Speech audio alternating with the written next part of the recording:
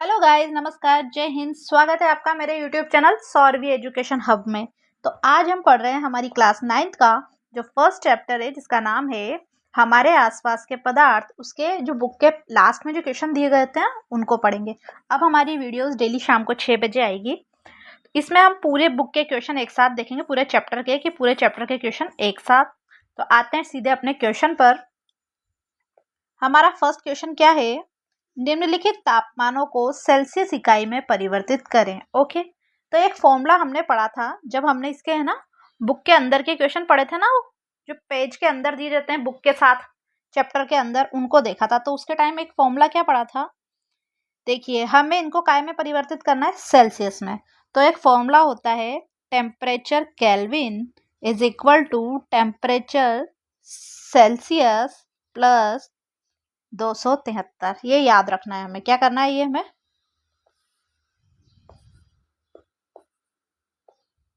ये फॉर्मूला क्या करना है, हमें याद रखना है। तो आप ये लोग याद रखें, इस फॉर्मूले से क्वेश्चंस हो जाएंगे। तो देखिए पहला जो हमारा है, इसमें क्या है, हमें सेल्सियस में वैल्यू बदलनी है। ठीक है, तो देखिए हमें केल्विन में कितना दे रखा है, 293 इज इक्वल टू सेल्सियस में चेंज करना है प्लस 273। अब हम ये 293 के पास किसको लाएंगे, ये 273 को, क्योंकि इधर ये प्लस का है, इधर आके काय में हो जाएगा, साइड चेंज करते ही माइनस में। और हमारे पास यहाँ क्या बचा, टी सी, यानी सेल्सियस में टेम्परेचर। इसको माइनस करेंगे तो कितना आएगा, 20। कौन सी वैल्यू, सेल्सियस वाली। ये हो गया हमारा फर्स्ट क्वेश्चन। अच्छा, ये फॉर्मूले में वैल्यू रखी, केल्विन की वैल्यू हमें दे रखी है, हमें काय की चाहिए, सेल्सियस की। तो ये फॉर्मूला है हमारा T K is equal to T C plus 273। 273 अपनी जगह, सेल्सियस की वैल्यू निकालनी, केल्विन की रखी, 230 संख्या के पास संख्या लाई, ये प्लस का है तो माइनस में, सेल्सियस की वैल्यू बची 20।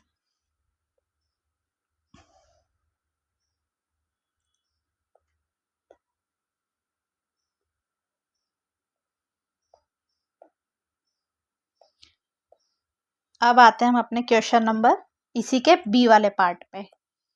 किस पे, इसके ही बी वाले पार्ट पे। इसमें क्या करना है, हमें 470 केल्विन दे रखा है, इसको भी काय में बदलना है हमें, सेल्सियस में। तो उसके लिए क्या करेंगे, वही फॉर्मूला लगाएंगे, T K is equal to T C plus 273। अच्छा, केल्विन में वैल्यू कितनी दे रखी है, 470 is equal to T C plus 273। 470 के पास क्या करेंगे, माइनस में किसको लेके जाएंगे, 273 को। इधर क्या बचा, सेल्सियस में माइनस करेंगे तो कितने आएंगे, 197। 10 में से 3 गए 7, और 7 में 10 में से 3 गए 7। इधर कितने बच गए, 6। इधर हुआ 16 में से 7 गए 9, और ये 4 इधर हो गया था, 3 बचे थे, इधर 1 हासिल ले लिया था, 4 की जगह 3, 3 में से 2 गए 1। तो ये हमारा किस में आंसर आया, सेल्सियस में। ओके, अब आते हैं अपने इसके दूसरे क्वेश्चन पे। इसमें क्या है, अब हमें केल्विन में बदलना है। इसमें तो काय में बदला था, सेल्सियस में। फॉर्मूला तो सेम ही है, पहले एक बार फॉर्मूला लिख देती हूँ।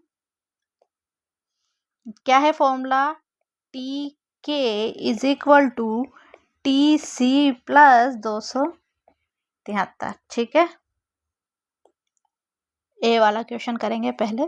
25 सेल्सियस काय में बदलना है, केल्विन में। तो देखिए T K is equal to, किधर क्या रखेंगे, इधर टीसी की जगह रखा हमने 25 प्लस 273। ऐड करेंगे कितना बनेगा, 25 और 273 जोड़ो जोड़ो जोड़ो, 298 केल्विन। ठीक है,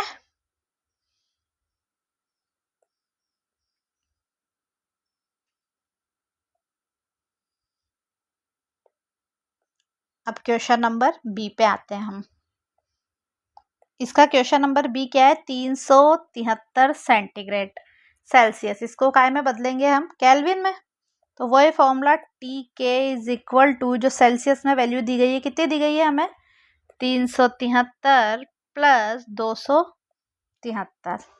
दोनों को जोड़िए जरा, कितने आएंगे, 3 और 3 6 है ना, और 7 और 7 14 का 4, हासिल का 1 3 2 5 और 1 6। ठीक है, ये आया इसका हमारा आंसर, ये आया हमारा आंसर, पे हाइलाइटर कर दिया ताकि आप लोगों को दिखे। ठीक है, अब देखिए हमें क्या करना है, निम्नलिखित अवलोकनों हेतु कारण लिखना है। नेफ्थलीन को, पहला है, नेफ्थलीन को रखा रहने पर वह समय के साथ कुछ भी ठोस पदार्थ छोड़े बिना अदृश्य हो जाती है। अच्छा, जब मैंने चैप्टर पढ़ाया था, आप इसके लिए चैप्टर जरूर देखिए, मैंने एग्जाम्पल भी दिया था। तो इसमें क्या होता है, नेफ्थलीन क्या है, एक वाष्पशील ठोस पदार्थ है। कैसा वाला, वाष्पशील, यानी वाष्प बन जाता है, जो ठोस से बिना द्रव अवस्था में आए सीधा ही काय में बदल जाता है, गैस में, जिसे क्या कहते हैं, ऊर्ध्वपातन। इसी ऊर्ध्वपातन क्रिया की वजह से क्या होता है, कुछ समय बाद यह ठोस पदार्थ छोड़े बिना हवा में क्या बदल जाता है, वाष्प बनकर उड़ जाता है। मैंने कपूर, नौसादार, ये सब उदाहरण भी बताए थे आप लोगों को। ठीक है, नेफ्थलीन जैसे ही। अब दूसरा है, हमें इत्र की गंध बहुत दूर बैठे भी क्यों पहुंच जाती है। ये कणों वाली चीजें बताई थी ना मैंने, चलो देखें। इत्र एक वाष्पशील द्रव होता है, पता है हमें, जो तेजी से क्या करता है, वाष्प में बदल जाता है। इत्र लिक्विड होता है तो फटाफट क्या हो जाता है, वाष्प में बदल जाता है। तो वायु के कणों के साथ मिलकर क्या होता है, सभी दिशाओं में विस्तृत हो जाता है। क्या होता है, वायु के कणों के साथ मिल जाता है वो। यही कारण है कि इत्र की गंध हमें बहुत दूर बैठे हुए भी हमारे पास तक पहुंच जाती है। ठीक है, क्योंकि ये कण क्या है, वायु के साथ मिलकर सभी दिशाओं में विस्तृत हो जाते हैं। अब हम अपने आते हैं क्वेश्चन नंबर 4 पर। निम्नलिखित पदार्थों को उनके कणों के बीच बढ़ते हुए आकर्षण के अनुसार व्यवस्थित करें। अच्छा, ये हमने है ना चैप्टर पढ़ा था, तब पढ़ा था ठोस कणों की विशेषता, द्रव के कणों की विशेषता और गैस, तो उस हिसाब से देखेंगे। बढ़ते हुए यानी सबसे पहले कम पे आएंगे। जल द्रव है, चीनी ठोस है, बट ऑक्सीजन गैस है, यानी सबसे पहले क्या आएगा, ऑक्सीजन सबसे कम, उसके बाद द्रव जल, फिर ये चीनी ठोस। तो ये कैसे बताया था हमने कि सबसे ज्यादा आकर्षण बल किसमें होगा, ठोस में, फिर उससे कम होगा द्रव में, ये पढ़ा था ना, फिर सबसे कम होगा गैस में। तो ये वैसे ही हमने जमा दिया, रीजन भी लिख दिया हमने कि ऑक्सीजन एक गैस है जिसके कारण कणों के बीच आकर्षण बल न्यूनतम होता है। पढ़ा था ना, इसे टुकड़े बहुत सारी जगह बिखरा हुआ है। द्रव जैसे जल में गैसों से अधिक पास होते हैं ये, और ठोस यानी चीनी के कणों में सर्वाधिक मजबूत आकर्षण बल होता है। ओके, अब देखिए निम्नलिखित तापमानों पर जल की भौतिक स्थिति क्या है। अच्छा, 25 डिग्री सेल्सियस है, इस पे क्या है, जल कैसी अवस्था में होगा, द्रव में ही होगा, जमेगा भी नहीं, लिक्विड अवस्था में यानी द्रव अवस्था में। 25 पे तो कैसे होगा, द्रव अवस्था में। अब दूसरा है अपने 0 अब 0 पे देखो बर्फ जम जाती है और द्रव दोनों में हो सकता है, क्योंकि जब जमती है ना तो वो भी कितना है इसका, क्योंकि जल का हिमांक यानी फ्रीजिंग पॉइंट भी कितना है, 0, और गलनांक मेल्टिंग पॉइंट भी क्या है, 0। तो ये द्रव भी हो सकती है और ठोस भी हो सकती है, बर्फ में भी हो सकती है और द्रव्य अवस्था में भी हो सकती है। रीजन, क्योंकि इसका मेल्टिंग पॉइंट और फ्रीजिंग पॉइंट सेम है। अब 100 पे तो उबलेगी, पढ़ा था हमने, क्वथनांक, जल का क्वथनांक, ये पढ़ा था ना। ठीक है, तो देखिए 100 डिग्री सेंटीग्रेड पर द्रवीय अवस्था में उबलना चालू करता है, गैस वाष्पन दोनों संभव है, क्योंकि ये जल का क्वथनांक है और जल क्या है, इस पर वाष्प में भी परिवर्तित होता है। तो इसमें क्या है, द्रवीय अवस्था में भी हो सकता है और गैसीय अवस्था में भी हो सकता है। ठीक है, पुष्टि हेतु कारण दें। क्वेश्चन नंबर 6 हमारा, पुष्टि हेतु कारण दीजिए।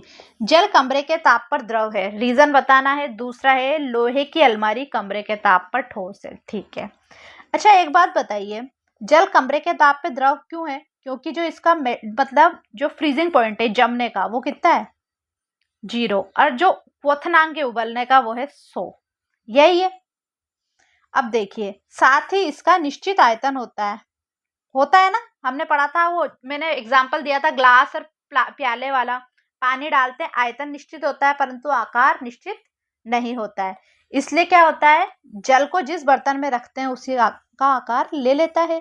तो इसलिए जल कमरे के ताप पर द्रव है, क्योंकि जो इसका हिमांक है यानी फ्रीजिंग पॉइंट 0 है और जो इसका क्वथनांक है वो 100। अब देखिए जो हमारे कमरे का टेम्परेचर होता है वो कभी भी 0 और 100 तो नहीं होगा। ऐसा होगा 0 डिग्री अपने घरों पे, नॉर्मल बर्फ की बात नहीं कर रही हूँ मैं, पहाड़ों पर बर्फों पे, वहां तो नेगेटिव में भी टेम्परेचर होता है। तो वहां द्रव कहाँ होता है, वहां तो बर्फ जम जाती है घर में, है ना। क्योंकि कई बच्चों के मन में क्यूरियोसिटी आती है कि नहीं हमारे पहाड़ों पे तो जो है वहां क्या होता है, उसका तो माइनस में टेम्परेचर जाता है, तो वहां पर पानी भी बर्फ में होता है, सारी बर्फ गर्म पानी की केटली में पानी रखना पड़ता है। और 100 डिग्री भी नहीं हो सकता, 100 डिग्री में उबल जाएंगे। तो अपने जो, जैसे बात करूं मेनली मैं राजस्थान की, तो राजस्थान में जो गर्मी में टेम्परेचर होता है 45 डिग्री से 50 डिग्री तक, हाईएस्ट यही होता है 45 से 50, ये है गर्मी में। तो इससे ज्यादा हाईएस्ट हो ही नहीं सकता इधर राजस्थान की साइड।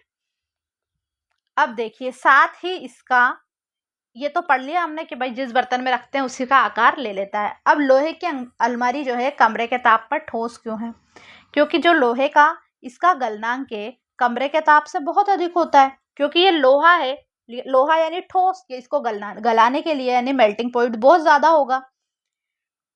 इसलिए इसका एक आकार कैसा होता है, निश्चित होता है, आकार निश्चित, आयतन निश्चित, तथा ये दृढ़ होता है और बहता भी नहीं है। कभी ठोस बहता है क्या, नहीं बहता, ये सॉलिड है, ये इसका रीजन है।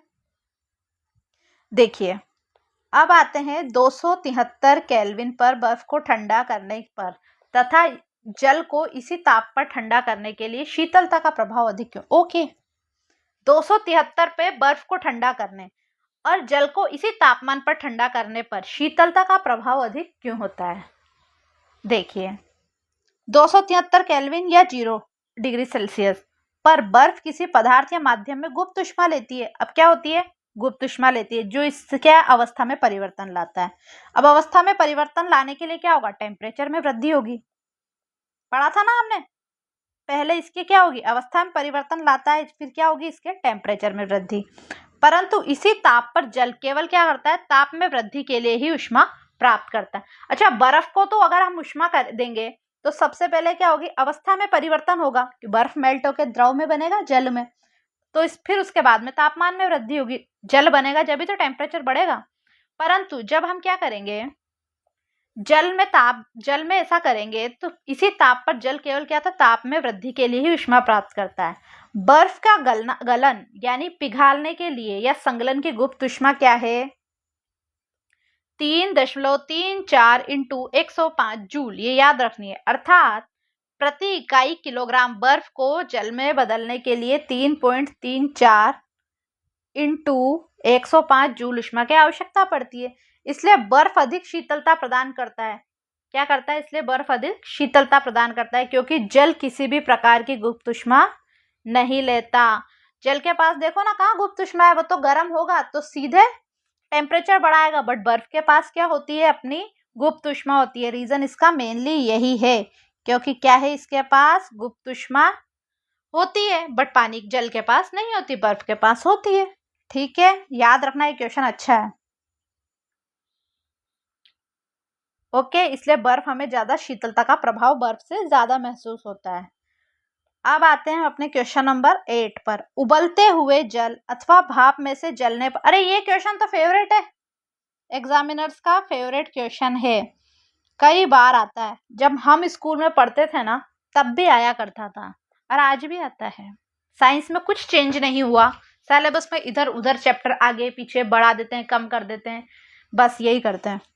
तो देखिए भाप में जलने की तीव्रता अधिक होती है, क्यों होती है, देखिए क्योंकि 373 केल्विन मतलब ये 100 सेल्सियस ताप पर भाप क्या करती है, ये भाप मतलब वाष्प के कण क्या होते हैं, उसी तापमान पर पानी के कणों की अपेक्षा बहुत अधिक ऊर्जा होती है, इसमें भाप में अधिक ऊर्जा होती है। इस वजह से भाप के कण में क्या होते हैं, वाष्पीकरण की गुप्त ऊष्मा के रूप में अतिरिक्त ऊष्मा अवशोषित कर लेते हैं। भाप क्या डायरेक्ट स्किन के अंदर चली जाती है, ठीक है, क्योंकि इसमें वाष्पीकरण की गुप्त ऊष्मा के रूप में अतिरिक्त ऊष्मा अवशोषित कर ली जाती है। ध्यान से देखिए, दोबारा बोल देती हूँ, क्या होती है, भाप से जलने से अधिक तीव्रता महसूस होती है। क्यों?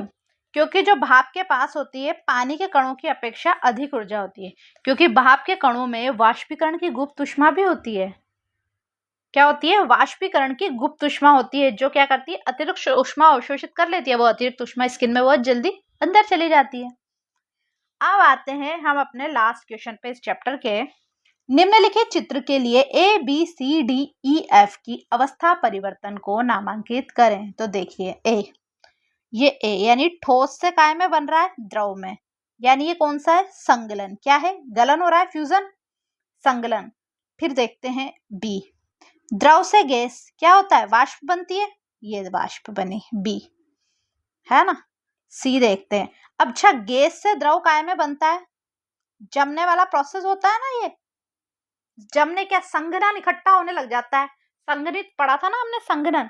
गैस से द्रव होगा, यानी ये सी वाला पॉइंट है, तो ये संघनन। और अब हमारा डी यानी द्रव से ठोस जम जाएगा।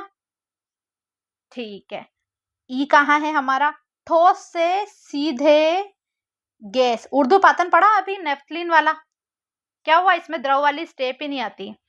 अब फिर क्या होगा? गैस से सीधे ठोस, ये भी क्या है? ऊर्ध्वपातन ही है ये भी। ठीक है, यही हमें बताना था। तो मेनली मुझे लगता है आप लोगों को बस ये संघनन ज्यादा याद रखना है, गैस से द्रव वाला बाकी तो आपने पढ़ा है तो याद रहे। संघनन और ये संगलन अलग अलग है। गलन मतलब गलना, घनन मतलब इकट्ठा होना। गैस से द्रव में कण इकट्ठे हो रहे हैं। ठीक है, तो thank you for watching my video. आप हमारे चैनल को लाइक करें, सब्सक्राइब करें, अपने दोस्तों में शेयर करें। और हाँ, अब हमारी क्लासेस डेली 6 बजे आया करेगी, तो आप लोग सब्सक्राइब कर लें, बेल आइकन को क्लिक कर लें, ताकि आपके पास हमारी वीडियो का नोटिफिकेशन पहुंच सके। Bye bye.